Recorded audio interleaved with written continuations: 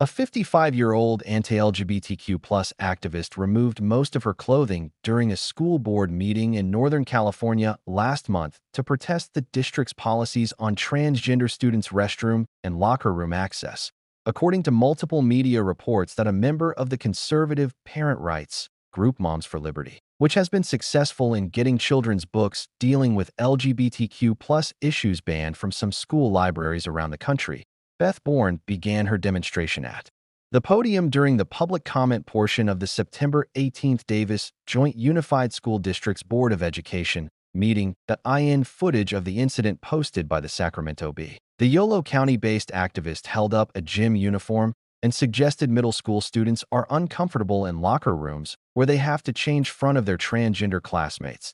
It just policies do permit transgender students to choose the restroom and locker room of the gender they identify as. Bourne, who has a college-age daughter that identifies as non-binary, according to the Los Angeles Times, then removed her top, revealing a sports bra, while informing the board that she wanted to give them an idea of what that looks like.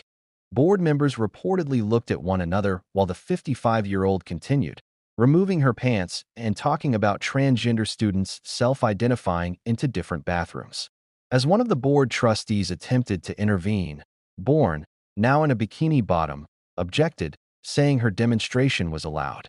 She tried to put on a PE uniform when the board's vice president quickly called the meeting to recess. The activist said she never intended to remove her sports bra during the meeting and suggested that what she was doing was typical of what happens in girls' locker rooms. You would, of course, be more comfortable having people of the same sex, she said, adding that the point was to make the board uncomfortable and that changing in locker rooms should only be done in the presence of the same sex. The Davis Police Department responded to calls about the incident, but by the time officers arrived, the 55-year-old activist had reportedly put her clothes back on and agreed to leave, while district officials declined to comment on Bourne's demonstration. In a statement to the Times, just said it is committed to hearing public comments during meetings and that the board requires presentations to comply with procedures outlined in their bylaws. In cases where that conduct disrupts the normal course of business, the board chairperson may pause the meeting and request that those disrupting the meeting leave chambers.